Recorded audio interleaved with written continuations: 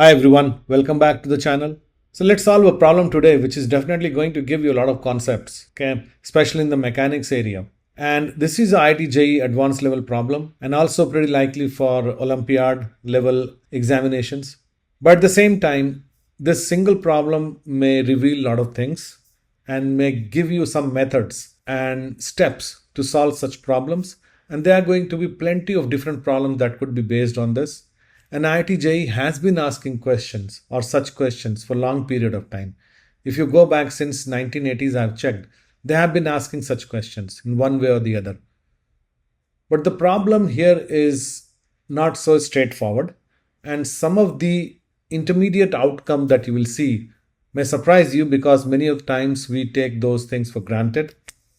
But this is a good opportunity for you guys to learn something which is truly credible and going to serve you for a long time and may help you score higher in IIT JEE entrance examination. Okay, so watch till the end.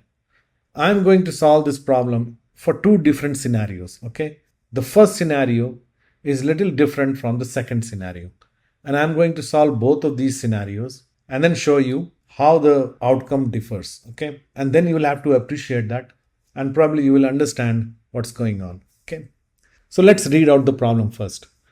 A cylinder of mass m and radius r moves with a speed v through a region of space that contains particles of mass m at rest.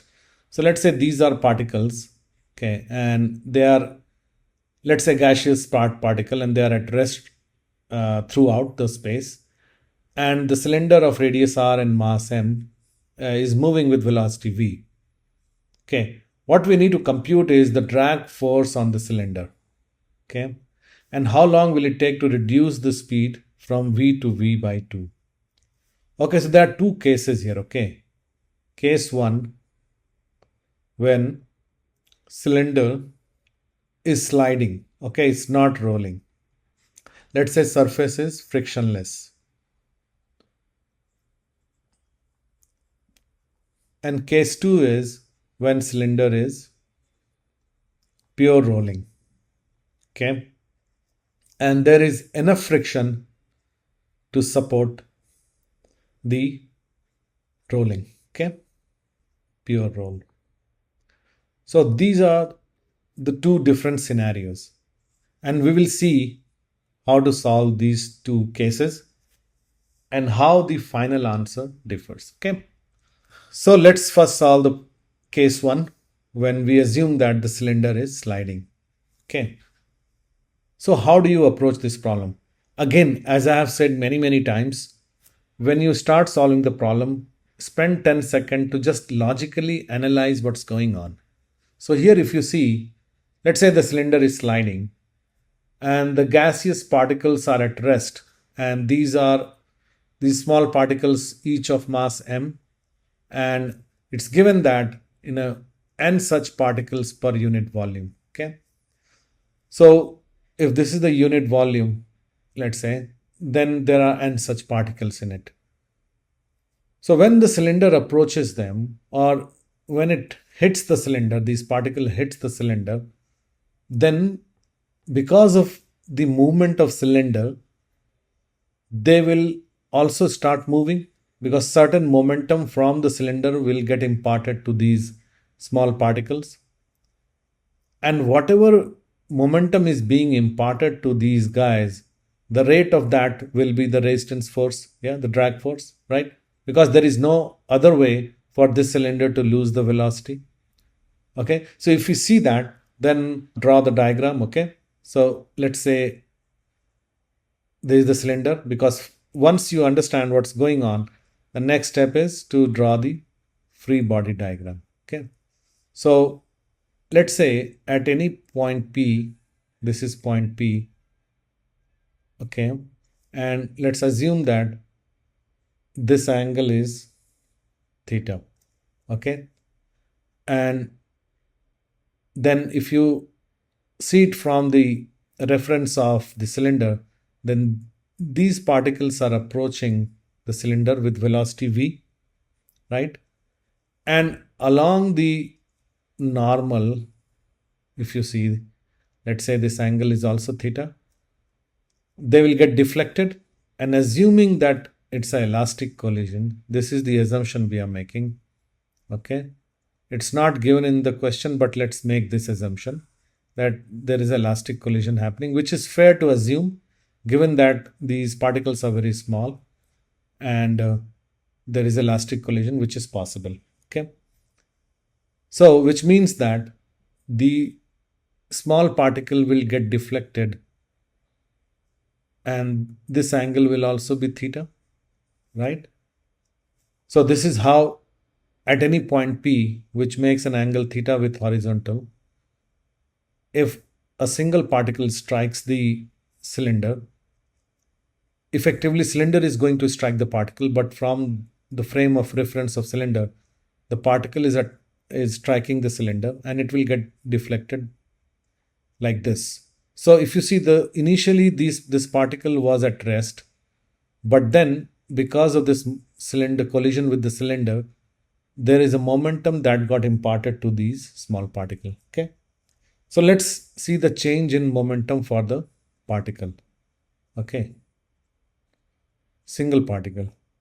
So if you see, initially it is approaching with a velocity v, and the final velocity is, if you see in the x direction, it will be v cos 2 theta, right?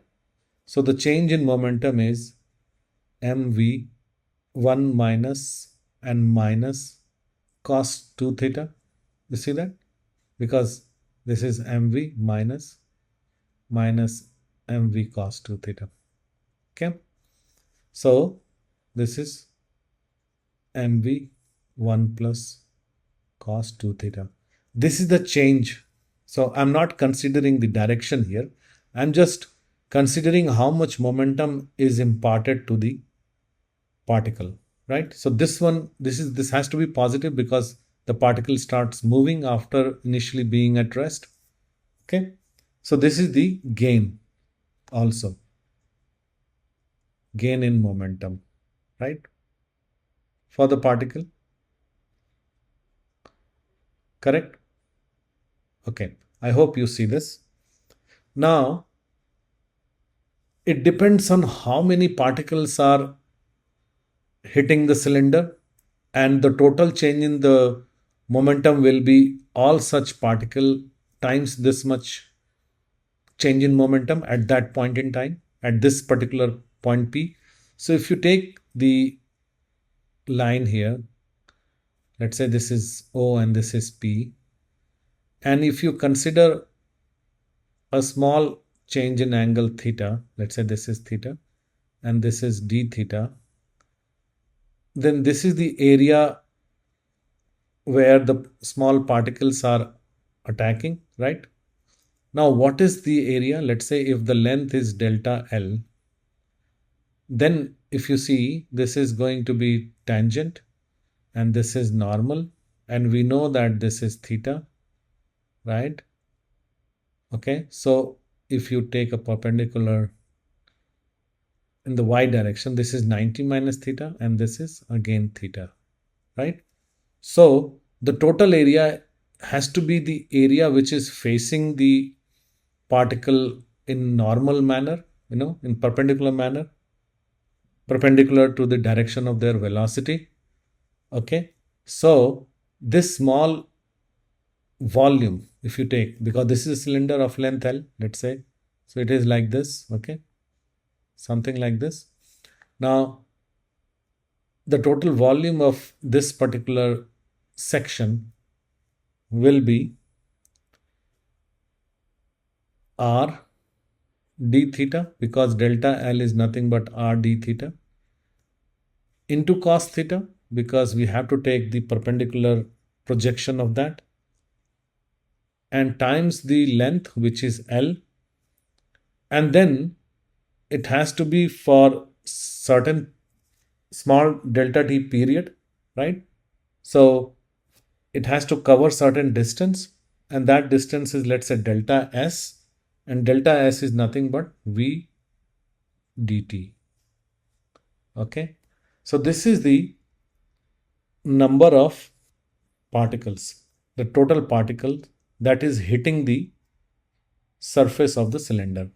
And this is just the volume. So per unit volume, there are n such particle. It's given that. So we have to multiply with n also. Okay, it's given here. So that's the NP. So total gain in momentum, we are just considering this small area here, this area, right? Okay, will be NP times delta P of the particle, single particle. And this we need to consider for all particles that is hitting that particular surface, that small area. So this will be N R L V M V cos theta 1 plus cos 2 theta dt, right? Okay. And this is the total gain in momentum. So this is dp. Therefore, dp by dt is n m r l v square cos theta 1 plus cos 2 theta. Okay. So this is the drag force, let's say drag force, because the gain in change in momentum for the particle is actually being provided by the cylinder. Therefore, cylinder is slowing down, and hence that's the drag force. Okay. So this is the equation for the drag force. Okay. So I hope this is clear. Okay. So let's call this df drag, because this is only for a small section of the cylinder. So if we integrate this, then we'll get the complete drag.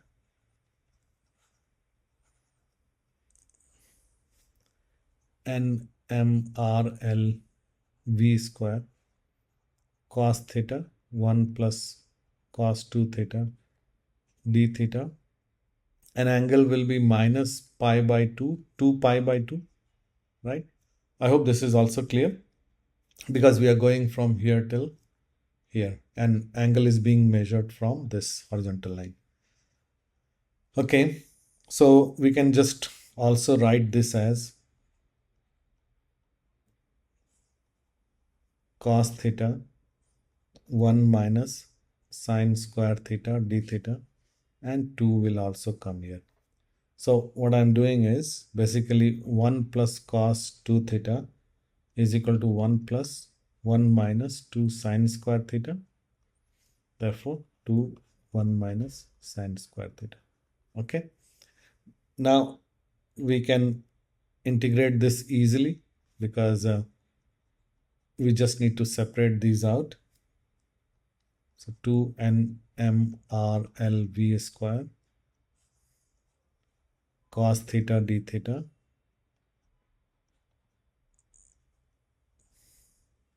minus cos theta sine square theta d theta. Now if you see the second one, it's very easy to integrate the second one, because we can just take sine theta as z, and then cos theta d theta equal to dz, and then it will become simply the integration for z square dz, and the answer will be zq by q by 3. So we can simply use this thing here. This anyway is sine theta minus sine q theta by 3, right? And minus pi by 2 to pi by 2. And therefore, what you get is 2n m r l v square. You can do it in many different ways, but this will come as 2 by 3 plus 2 by 3. So overall it will be 8 n m r l v square by 3. Okay, so the drag force is 8 by 3 n m r l v square. Now remember, initially the beginning of this video, I said that there will be some revelation. So when you consider a drag from any space or surrounding when object is moving, and because of some air or dust particle or gas particles, then we assume that the drag is going to be proportional to the velocity or square of the velocity. And this is always more or less true. And here we see that when you derive it for a particular case, this is also coming directly proportional to the square of velocity. Okay. So I hope you see this and you will appreciate why we take drag as always more or less proportional to the velocity square. Okay, now, so the question was also how long will it take to reduce the velocity from v to v by 2? So this is the drag, so which means that minus m dv by dt. M is the mass of cylinder and this is the drag, nm r l v square. Okay, and this was the drag at any moment when velocity is v, right? So this is the equation for the using f equal to ma. Okay, I hope you see this.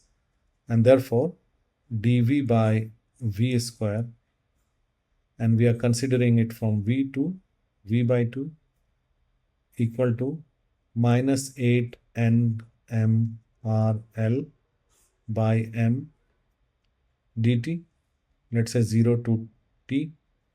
Okay, and this is nothing but minus 1 by v, so v by 2, which is equal to minus 2 by v plus 1 by v, which is minus 1 by v equal to minus 8 n m r l by m into t.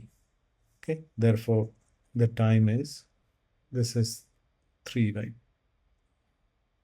Okay, so the time will be 3m by 8 n m r l v.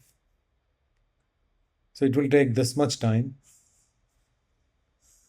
to reduce the velocity from v to v by 2. Okay, now so far so good. So we initially just solved this problem for case 1 where the cylinder was sliding, not rolling. So can you try and solve this problem for the case when cylinder is pure rolling? And then come back to this video or pause this video for a moment and then come back and see the solution. Okay. Okay, so now let's see the case when the cylinder is pure rolling. Now, if you just analyze this case 1 first, if you see, we considered the change in momentum in x direction, right? We did not consider the change in momentum in y direction. And we always took it along the normal line, right? Because the small particle will reflect or get deflected because of this collision along the normal, right? Same angle from the normal. So if you see, there is a change in momentum happening here in x direction, and then there is a change in momentum in y direction also.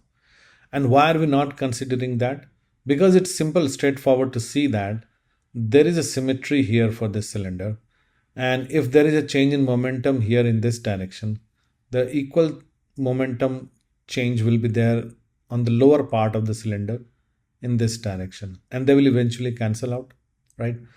So instead of considering that in normal line, we just took the change in momentum along the x-axis. We could have taken in this direction also and computed it, because ultimately the collision happens and we consider the deflection from the normal, not from the tangent, right? So this is important. So this was the normal and we considered it along this line. So if you see this case and you understand this, now let's go and check when the cylinder is doing pure rolling. So let's say this is the cylinder again, and we took this point again at P at angle theta. Okay. Now, if you see the velocity of point P is v here, and because it is rotating with omega, so there will be a velocity here, omega, this radius, which is r. Okay, so it is going to be like this. So the question is, what is the change that is happening here because of this extra omega r? And if you just see from the point of view of normal, the projection of omega r towards normal is always going to be 0, because omega r is always tangential, right?